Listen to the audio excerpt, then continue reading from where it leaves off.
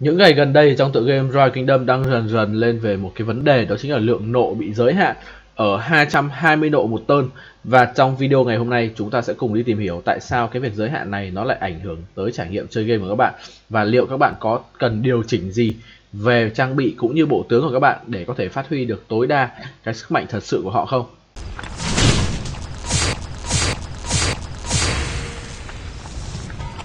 Thì mình sẽ nói qua một chút về cái vấn đề giới hạn ở 220 nộ. Thì đó là đáng ra là đến từ một cái video từ Wick Gaming, một youtuber rất nổi tiếng.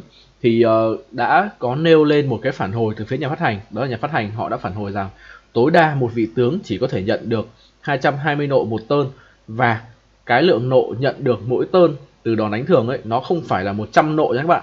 Lâu nay chúng ta cứ tưởng là 100 nộ nhưng mà không phải. Và nhà phát hành đã phản hồi là cái lượng nộ nhận được mỗi turn ấy là một con số mà được thể hiện qua một cái thuật toán vô cùng phức tạp.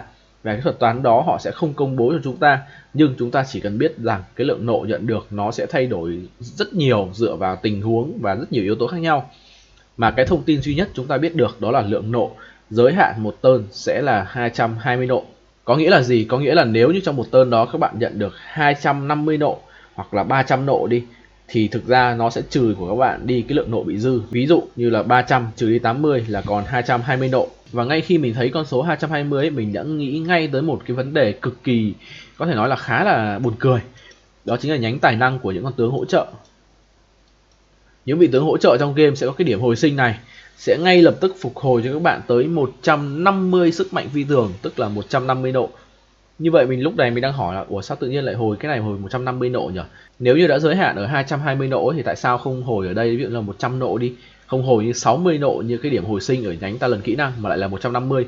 Bởi vì đơn giản như vậy là sau khi tướng hỗ trợ ra skill và đánh thường ở cái turn đó thì các bạn sẽ nhận được 100 nộ cộng với 150 nộ ở cái điểm sức mạnh phi thường này nữa, các bạn sẽ có tới 250 nộ.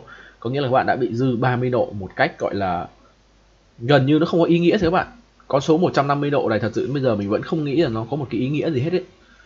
Nhưng mà nói đi cũng phải nói lại, đó là đây không phải là một cái điều chỉnh trong game, mà đây là một cái thông tin được nhà phát hành công bố thêm. Có nghĩa là từ xưa đến giờ các bạn chơi game ấy, các bạn yếu ấy, thực ra là do các bạn chưa nạp nhiều hoặc là tướng tá đồ đạc các bạn chưa xịn thôi, chứ không phải là do ở cái việc giới hạn nộ này. Và sau đây thì chúng ta sẽ cùng đi tìm hiểu xem đó là liệu có cách nào để các bạn có thể mạnh hơn và tận dụng được cái giới hạn 220 nộ này, để các bạn có thể nói là tránh được lãng phí những cái lượng nộ và các bạn không cần thiết. Thì trong game Royal Kingdom có một cái điểm tài năng mà rất nhiều người chơi các bạn hay nâng, đó chính là cái điểm tài năng cuối cùng của cái nhánh kỹ năng này. Điểm tài năng thiên nhiên hoang dã, các bạn sẽ có 10% khi tấn công bình thường các bạn sẽ được hồi tới 100 nộ. Đây là một con số cực kỳ lớn, nó chỉ thua cái con số điểm hồi sinh hồi 150 nộ ở cái nhánh tài năng hỗ trợ như hồi nãy thôi. Nhưng nếu trong một turn các bạn kích hoạt cái điểm thiên nhiên hoang dã này, các bạn sẽ có 100 nộ. Mình cứ cho là mỗi turn các bạn nhận được 100 nộ đánh thường đi, và 100 nộ từ cái điểm thiên nhiên hoang dã. Như vậy là ngay lập tức các bạn đã có hơn 200 điểm nộ rồi. Và gần như những cái vật phẩm khác nó sẽ không có tác dụng nếu như các bạn sử dụng cái điểm thiên nhiên hoang dã này. Cụ thể thì ở các nhánh tài năng các bạn sẽ có những cái điểm khác tăng nộ. Ví dụ như cái điểm máu nóng của nhánh kỹ năng này, các bạn sẽ tăng 9 nộ mỗi đòn đánh. Và cái điểm mối thù bất diệt của nhánh bộ binh này cũng sẽ tăng thêm 9 nộ nữa. Như vậy nếu trong một turn của quan vũ của mình đi mà ra skill, thì quan vũ sẽ nhận được là hai cái này, mỗi cái 9 là 18 nộ.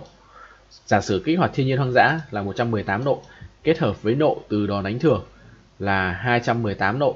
Rõ ràng trong một cái trường hợp hoàn hảo thì vị tướng quan vũ của mình đã có mắc số lượng nộ nhận được mỗi turn. Cái vấn đề ở đây là ấy, từ cái chu kỳ ra skill thứ hai thì quan vũ của mình sẽ bắt đầu kích hoạt cái skill hồi sinh này 2 lần.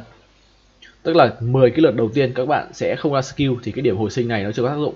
Nhưng từ lượt ra skill thứ hai thì điểm hồi sinh này sẽ được kích hoạt 2 lần, một lần sau khi quan vũ của mình ra skill và một lần thứ hai sau khi vị tướng phụ của quan vũ ra skill. Như vậy sẽ có 2 turn mà cái điểm hồi sinh này được kích hoạt. Và nếu trong 2 turn đó cái điểm thiên nhiên hoang dã này được kích lên thì các bạn sẽ bị lãng phí lượng nộ. Đó là lượng nộ khoảng rơi vào tầm khoảng 60 nộ tới từ cái điểm hồi sinh này sẽ không được tận dụng ở trong cái turn đó. Và điều này cũng lý giải một phần, đó là tại sao rất là nhiều cao thủ khi các người ta chơi cái con quan vũ hoặc là những vị tướng khác mà có cái nhánh tài năng kỹ năng, họ thường không thích lấy full cái nhánh thiên nhiên hoang dã này và họ thường lấy qua cái điểm khiên sắt để tăng cái sát thương phản công, hoặc là họ lấy full lên nhánh bộ binh chứ không lấy full cái nhánh kỹ năng giống mình đang lấy ở đây. Từ rất là lâu rồi, những cái người chơi game Rise of Kingdom mà họ để ý ấy, họ đã phát hiện ra rằng là nếu như họ trang bị cái tù và thì họ cảm thấy rằng cái việc cộng cái điểm thiên nhiên hoang dã này nó không có giúp cho Quan Vũ là skill nhanh hơn. Và các bạn nên nhớ rằng cái điểm này nó không tăng sức mạnh cho Quan Vũ, nó chỉ đơn giản là giúp Quan Vũ có thêm được 100 nộ, có nghĩa là các bạn sẽ ra được skill sớm hơn một turn. Và nó khác hoàn toàn so với cái điểm chiến binh tinh nhuệ ở phía trên này. Khi các bạn sẽ là tăng thẳng chỉ số của bộ binh, như vậy các bạn sẽ đánh nó đau hơn và các bạn sẽ trâu hơn. Còn cái điểm này thực ra nó chỉ giúp Quan Vũ ra skill nhanh hơn thôi. Và cái vấn đề ở đây là nếu như mà lượng nộ bị giới hạn ấy, thì rõ ràng là cái skill này nó lại hoàn toàn chẳng có ý nghĩa gì cả. Bởi vì nếu các bạn không bị giới hạn nộ thì các bạn có thể ra skill sớm hơn một turn là bình thường, nhưng các bạn bị giới hạn thì các bạn sẽ không thể ra skill sớm hơn được, kể cái điểm này kích hoạt nhiều. Và đây là một cái file Excel mà mình đã làm để mình phân tích về cái vấn đề giới hạn ở 220 nộ nó sẽ ảnh hưởng như thế nào và lên những cái đối tượng nào ở trong tựa game này. Thì các bạn có thể thấy ở đây mình đã có một cái bảng Excel mình làm khá là tạm thời thôi. Nhưng mà ở đầu tiên ở cái cột nộ này, cột turn này thì các bạn có thể thấy là sẽ có 10 turn. Đó, thì thông thường mỗi turn các bạn sẽ nhận được 100 nộ. Ở đây mình lấy con số là 100 nộ nhưng mà phía nhà phát hành họ đã xác nhận là không phải 100, nó sẽ là nhiều hơn. Hai cái điểm talent này tới từ những cái điểm talent ở trong nhánh kỹ năng hoặc là trong nhánh bộ binh cung thủ gì đó, nó sẽ có một cái điểm talent các bạn hồi 9 nộ và một cái điểm talent các bạn hồi ở 9 nộ nữa. Mình sẽ giả sử các bạn lấy cả hai điểm này. Đây là đa số các bạn đều lấy nhá. Thì nếu như với các bạn lấy hai cái điểm đó và như bình thường không có trang bị tù và, không có thiên nhiên hoang dã không được kích ấy, thì mỗi turn các bạn sẽ nhận được 118 nộ mỗi turn. Và cứ hết một turn đầu tiên các bạn sẽ nhận được 118 này. Đó, như vậy là đến turn thứ tổng cộng ở đây là turn thứ 9 các bạn sẽ nhận được 1062 nộ, tức là hơn 1000 nộ. Thì turn thứ 10 các bạn sẽ ra skill. Cái vấn đề ở đây mà mình muốn nói, thứ nhất đó là cái tù và. Hiện tại cái tù và đang là một cái trang sức mà rất là nhiều anh em thích. Nó sẽ có 30% cho các bạn thêm 50 nộ. Thì trong 10 turn thường các bạn sẽ phải kích được khoảng từ 1 đến 3 lần. Nói chung là rất hiếm có trường hợp nào mình thấy 10 turn mà không ra một lần tù và ấy. Nếu mà không ra do nhân phẩm của các bạn quá thấp rồi. Đây mình sẽ ví dụ như điểm tù và mình sẽ ra ở turn thứ 2 là mình sẽ được 100 nộ. Cùng turn đó mình sẽ kích hoạt cái điểm thiên nhiên hoang dã nữa. Thì tổng cái lượng nộ mình nhận được sẽ bị giới hạn ở mức 220, mặc dù là nó cao hơn so với 220 rất là nhiều, nhưng mình bị giới hạn lại ở 220. Và ở turn thứ 8 thôi là mình đã tích đủ 1000 nộ, mình đã ra được skill sớm hơn so với trường hợp mà mình không trang bị tù và không trang bị thiên nhiên hoang dã. Giả sử cái điểm thiên nhiên hoang dã này nó rơi vào ô khác, tức là nó sẽ không cùng lượt với cái điểm tù và, thì các bạn vẫn sẽ tích được đủ nộ ở turn thứ 8 và sẽ ra skill ở turn thứ 9. Đó, nhưng nếu các bạn ở đây các bạn kích thêm một lần tù và nữa, 50 nộ từ tù và nữa, thì các bạn sẽ tích đủ 1000 nộ ở turn thứ 7 và các bạn sẽ ra skill ở turn thứ 8. Thì đến đây mọi chuyện đang khá là bình thường đúng không? Nó không ảnh hưởng gì đến các bạn cả. Cái vấn đề bắt đầu ở turn thứ 2. Tức là sau cái chu kỳ ra skill lần đầu tiên ấy, thì lần thứ 2 các bạn sẽ có cái điểm hồi sinh từ nhánh kỹ năng này. Điểm hồi sinh này thì sẽ hồi cố định, nó sẽ không mang yếu tố ngẫu nhiên, nó sẽ luôn hồi vào cái turn đầu tiên khi các bạn ra skill là 60 nộ và cách đó 2 turn. Tức là turn này các bạn sẽ có thêm 60 nộ nữa, bởi vì tướng phụ sẽ ra skill sau tướng chính 2 turn. Mình xóa hai này đi. Như vậy các bạn đã có 2 turn này là có 60 nộ, là mỗi turn này các bạn đã có 178 nộ rồi. Giả sử các bạn có điểm tù và kích hoạt vào cái turn này, ok, các bạn sẽ nhận được 220 nộ. Nhưng cái số lượng nộ ở đây nó dư không nhiều. Ngược lại, nếu như cái điểm thiên nhiên hoang dã nó kích hoạt vào cái turn này thì các bạn sẽ nhận được ở 100 nộ, nhưng thực chất các bạn cũng bị giới hạn là 220 nộ thôi. Như vậy cái điểm thiên nhiên hoang dã và cái điểm tù và, nếu các bạn ra cùng vào cái turn hồi sinh này ấy, thì ý nghĩa của nó là như nhau. Đó, các bạn vẫn không thể nào tích để ra skill sớm hơn được. Các bạn vẫn phải đến turn thứ 8 các bạn mới có thể tích đủ 1000 nộ. Mọi chuyện nó sẽ khác nếu như mà cái điểm thiên nhiên hoang dã này nó không rơi vào hai cái turn đó. Ví dụ mình cho nó rơi vào turn này, tức là cái turn này các bạn sẽ nhận được 220 nộ, thì cái điểm 1000 nộ ấy các bạn đã tích đủ vào turn thứ 7, như vậy các bạn sẽ ra skill sớm hơn một turn. Tương tự nếu như cái điểm tù và, lúc này điểm tù và điểm thiên nhiên hoang dã ấy, nó không rơi vào cùng một turn thì các bạn sẽ ra skill còn sớm hơn nữa. Đây mình ví dụ là nó sẽ ra tù và ra hai turn khác nhau này, nó không trùng với điểm thiên nhiên hoang dã này, thì các bạn sẽ tích được đủ 1000 nộ ở turn thứ 6 và sẽ ra skill turn thứ 7. Thì đây là cái trường hợp mà đa số anh em là thường ra nhanh nhất là thường rơi vào cái turn thứ 7 là vì lý do như thế này. Nhưng bây giờ nó sẽ phát sinh một cái vấn đề nữa mà mình nghĩ rằng nó sẽ ảnh hưởng, và những cái người này mới thật sự bị ảnh hưởng bởi cái yếu tố là 220 độ một turn này. Đó là các bạn để ý cột boost skill cho mình. Cột boost skill này tới từ những vị tướng đang có khả năng boost nộ trong game. Mình sẽ nói ra là có thể là 3 con tướng đi, mình sẽ không kể đến những tướng mà có cái khả năng tự boost nộ cho bản thân như là G, Cyrus nhá. Mình sẽ nói ví dụ như là con Doan thì các bạn sẽ hồi 50 nộ trong 4 giây liên tục, hoặc là con Chazan khi mà mắc các bạn sẽ hồi 50 nộ. Mình sẽ cho là Chazan mắc nhé. Còn nếu mà không mắc thì Chazan chỉ hồi 40 nộ thôi, và con William cũng sẽ hồi 50 nộ ở một trong 3 giây.